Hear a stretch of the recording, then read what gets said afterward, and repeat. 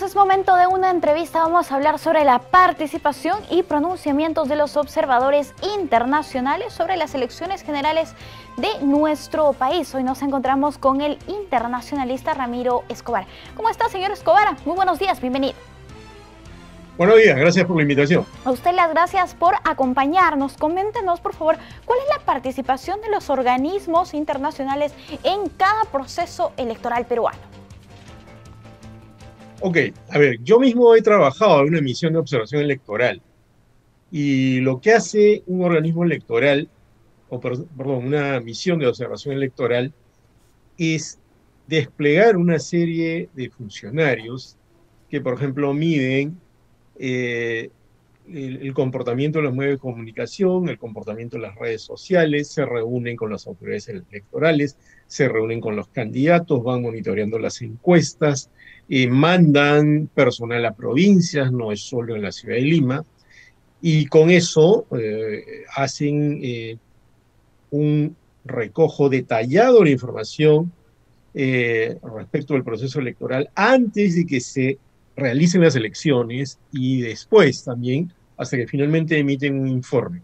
Si es que llegan a detectar alguna irregularidad grave o notoria, la hagan conocer porque antes de las elecciones hacen conferencia de prensa, después también emiten comunicados en los que dan su informe sobre lo que han observado en el proceso. Y yo además quiero resaltar acá que hay muchas personas que piensan que es un trabajo irrelevante de los observadores y yo eh, me distancio totalmente de esa opinión porque está basada en la desinformación, o sea, es un trabajo bien duro, es un trabajo constante, no se descansa ni siquiera los domingos, y es un trabajo muy, muy relevante porque son las personas que vienen desde afuera.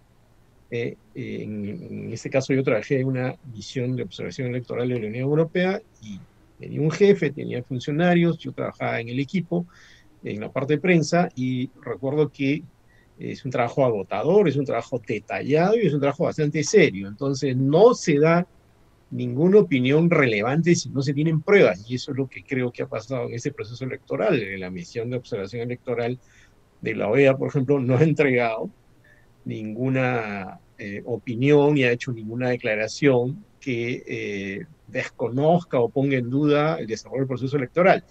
Y han venido varias misiones más Claro. y ninguna, hasta donde se sabe, ha hecho una observación severa sobre el desarrollo del proceso electoral, como se ocurrió en Bolivia en el 2019 o en Honduras en el 2017.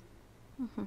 Se habla, señor Escobar, de una auditoría que podría realizar algún organismo internacional y se basa en lo que ocurrió en el país vecino de Bolivia.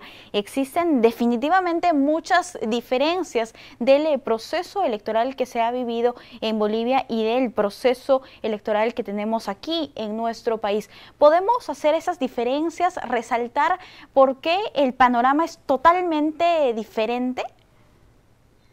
Claro, en Bolivia, para comenzar, el candidato Evo Morales se había presentado forzando la situación, ya no podía presentarse, hubo un referéndum en el cual se le preguntó a la ciudadanía si es que él debía presentarse o no, la ciudadanía dijo que no, eso fue varios meses antes de las elecciones del 2019. Pero bueno, el Tribunal Constitucional, que tenía una tendencia a favor del presidente Morales, lo autorizó argumentando que no se le podían recortar los derechos políticos. Claro, lo que pasa es que a ningún ciudadano se le puede recortar, pero él era el presidente en ejercicio. Bueno, esa ya es una diferencia. No estamos hablando de un candidato que forzó ninguna ley, ni ninguna norma, ni apeló a ningún organismo para presentarse cuando no le correspondía. Bueno, pero eso la propia Organización de Estados Americanos lo aceptó y se realizaron las elecciones en Bolivia. Uh-huh. Entonces, la propia misión de observación electoral de la OEA durante los comicios y después, sobre todo, encontró irregularidades a la hora del conteo de los votos, ¿no? Y lo informó en su momento, ¿no? No habló de fraude exactamente, ¿no? Pero dijo que había encontrado irregularidades en el conteo, en el proceso digital y otras observaciones de ese tipo. Entonces, eso acá tampoco ha sucedido. Como hemos estado comentando, la misión de observación electoral de la OEA no ha encontrado acá ninguna irregularidad grave. Ojo, en todas las elecciones, prácticamente de todo el mundo, siempre hay irregularidades, aunque sean pequeñas, ¿no? Como las que hemos visto el mismo día de la elección. Pero lo de Bolivia fue algo ya de una magnitud importante, al punto que la propia misión de observación electoral de la OEA determinó que había encontrado eso, y por eso hay un proceso posterior en el cual se hace una investigación más prolija y se determina nuevamente que las irregularidades fueron varias. Nada de eso ha sucedido acá, por lo tanto es improbable que esa auditoría proceda, porque si la OEA acepta que haya una auditoría, estaría desconociendo el informe de su propia misión de observación electoral.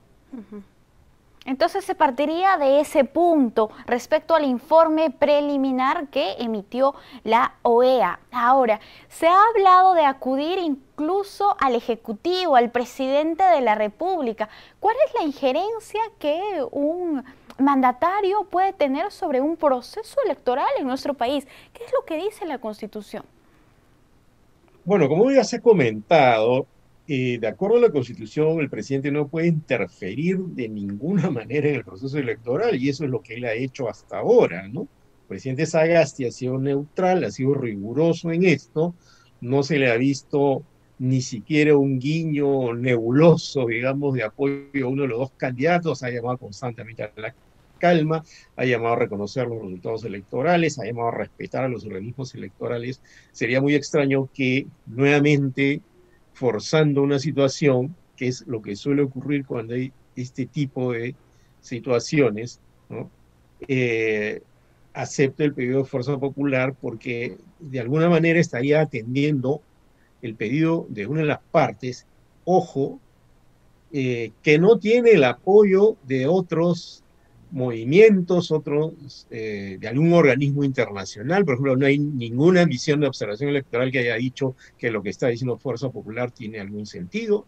Ha habido pronunciamientos de varios países, Canadá, Estados Unidos, del bloque europeo, ¿no? Que tampoco han visto nada extraño en las elecciones. Entonces, ¿qué sentido tendría que el presidente Sagasti atienda el pedido que prácticamente viene solo de Fuerza Popular? Ojo, que además al interior del país tampoco ha habido ninguna opinión de un organismo importante como Transparencia, por ejemplo, o hasta la Conferencia Episcopal Peruana, que se ha pronunciado en ese sentido, o se ha pronunciado sobre el tema, en el cual se echen dudas sobre la limpieza del proceso. Entonces, ¿qué sentido tendría que el presidente Sagasti atienda el pedido de Fuerza Popular, que es una de las partes en contienda, cuando no hay ninguna base para hacerlo? Es prácticamente una opinión solo de ese grupo. Claro, también se ha hecho un llamado, se ha instado al ministro de Relaciones Exteriores. Ocurre lo mismo que con el presidente de la República. Aparte del Ejecutivo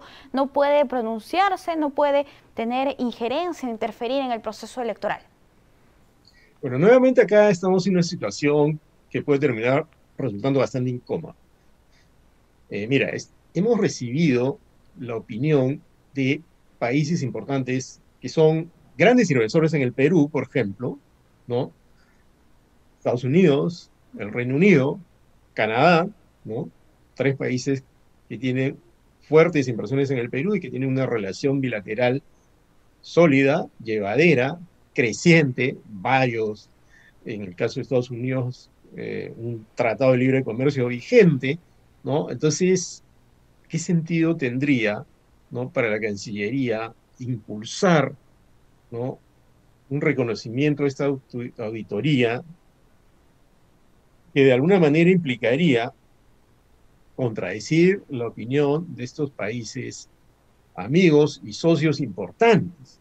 Entonces, imagínate tú cómo nos colocaríamos nosotros en el escenario internacional al promover algo que no está validado prácticamente por nadie que no esté del lado de Fuerza Popular, ni a nivel nacional ni a nivel internacional. Claro, se puede argumentar que algunos expresidentes como Andrés Pastrana o Jorge Quiroga eh, vinieron acá y prácticamente luego de él, eh, las elecciones de alguna manera se plegaron a esta acusación de fraude, pero son expresidentes, son ciudadanos como cualquiera de nosotros y han funcionado en esta elección como si fueran prácticamente partidarios de Keiko Fujimori.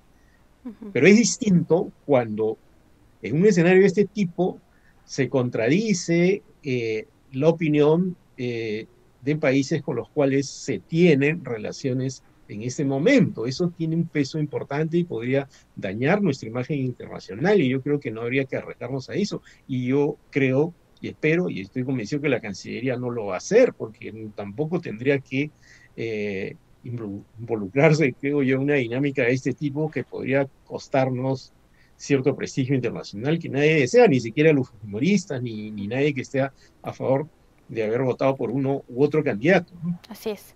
Sí, señor Escobar, para finalizar, lo único que nos espera a los peruanos y también a los organismos internacionales es que se proclamen los resultados por parte del Jurado Nacional de Elecciones y asumir estos resultados como la democracia en la que estamos viviendo.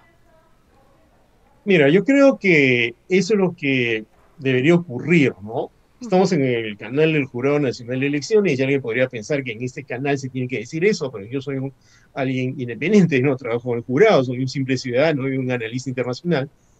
Pero esto que estoy diciendo acá lo he dicho en otros canales, lo he dicho en medios internacionales porque es, creo yo, lo real, ¿no? Es decir, las sospechas sobre el Jurado Nacional de Elecciones, sobre el comportamiento de los magistrados, no tienen mayor fundamento. Las sospechas de fraude tampoco. Lo que se ha visto en estos días es que, y algunos voceros del Fuerza Popular lo han dicho incluso con esas palabras, ¿no? Sabemos que ocurrió, pero no sabemos cómo ocurrió. Entonces, yo no entiendo cómo se puede sustentar algo y que supuestamente ha constituido un fraude si no tienen las pruebas, ¿no? Tendrías que tener las pruebas y decir, miren, estas son las pruebas, y ninguna de las pruebas que se han presentado son contundentes, al punto que el jurado en sus sucesivas reuniones que están siendo televisadas además está descartando las denuncias. Entonces yo creo que lo que debería ocurrir es que la ciudadanía, por el bien del país, ojo, esto no significaría darle tampoco la bendición a la parte que podría ganar, que sería el Partido Perú Libre. Simplemente sería tratar de que haya una estabilidad institucional, social y política en el país a través de un procesamiento transparente de las actas, de los resultados electorales, de modo que la ciudadanía lo acepte. Y si hubiera algo que sería especialmente grave, sería atendible el reclamo, pero eso no se ve. Entonces creo que para las propias huestes de Fujimori sería importante aceptar el resultado y darle tranquilidad al país, que es algo que necesitamos todos, no solamente los partidarios de uno u otro candidato, ¿no?